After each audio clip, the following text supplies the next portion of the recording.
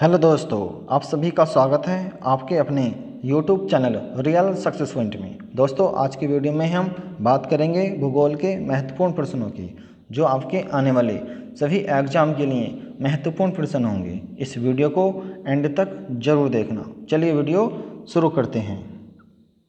पहला प्रश्न, भारत की सबसे प्राचीनतम पर्वत श्रेणी कौन सी है? इसका सही आंसर है ऑप्शन सी, अरावली। अरावली भारत की सबसे प्राचीनतम पर्वत श्रेणी है। चलिए नेक्स्ट क्वेश्चन देखते हैं। ग्रेटर हिमालय का दूसरा नाम क्या है? आपको बताना है कि ग्रेटर हिमालय का दूसरा नाम क्या है। इसका सही आंसर है option B, Himadri. Greater Himalaya का दूसरा नाम हिमाद्री है। चलिए नेक्स्ट क्वेश्चन देखते हैं। भारत के किस राज्य की तटरेखा सबसे लंबी है? इसका सही आंसर है ऑप्शन सी, गुजरात। भारत के गुजरात राज्य की तटरेखा सबसे लंबी है। चलिए नेक्स्ट क्वेश्चन देखते हैं। किस पर्वतीय स्थल को सतपुड़ा की रानी कहते हैं? आपको बताना है किस पर्वतीय स्थल को सतपुड़ा की रानी कहते हैं। इसका सही आंसर है पंचमढ़ी। पंचमढ़ी पर्वतीय स्थल को सतपुड़ा की रानी कहते हैं। ये आपको याद रखना है। और मैं आपको बता दूं, यह पंचमढ़ी पर्वतीय स्थल ये एमपी में यानी कि मध्य प्रदेश में स्थित है। यह भी आपको याद रखना है। चलिए नेक्स्ट क्वेश्चन देखते हैं। हिमालय की सबसे पूर्वी चोटी कौन सी है? आपको बताना है कि हिमालय की सबसे पूर्वी चोटी कौन सी है। इसका सही आंसर है ऑप्शन डी, नामचा बरुआ। नामचा बरुआ हिमालय की सबसे पूर्वी चोटी है। चलिए नेक्स्ट क्वेश्चन देखते हैं। निम्न में से किसको यंगफोल्ड माउंटेन्स कहा जाता है? इसका सही आंसर है ऑप्शन ए, हिमालय को। हिमालय को यंगफोल्ड माउंटेन्स कहा जाता है। चलिए नेक्स्ट क्वेश्चन देखते हैं। पश्चिमी तट के उत्तरी भाग को क्या कहते हैं? इसका सही आंसर है ऑप्शन बी, कोंकण तट। पश्चिमी तट के उत्तरी भाग को कोंकण तट कहा जाता है। यह भी आपको याद रखना है। चलिए नेक्स्ट क्वेश्चन देखते हैं। लक्षद्वीप में कितने द्वीप समूह हैं? आपको बताना है कि लक्षद्वीप में कितने द्वीप समूह हैं। इसका सही आंसर है ऑप्शन ए, 36। लक्षद्वीप में 36 द्वीप समूह हैं।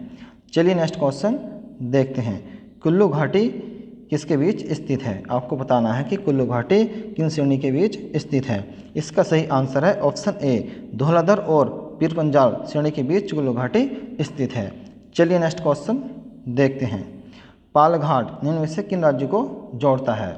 आपको बताना है कि पालघाट निम्न में से किन राज्यों को जोड़ता है। इसका सही आंसर है ऑप्शन ए, केरल और तमिलनाडु राज्यों को पालघाट जोड़ता है। चलिए नेक्स्ट क्वेश्चन देखते हैं। प्रायद्वीपीय भारत की सबसे ऊंची चोटी कौन सी है? आपको बताना है कि प्रायद्वीपीय भारत की सबसे ऊंची चोटी कौन सी है। इसका सही आंसर है ऑप्शन बी, अनाईमुडी। अनाईमुडी प्रायद्वीपीय भारत की सबसे ऊंची चोटी है। चलिए नेक्स्ट क्वेश्चन देखते हैं।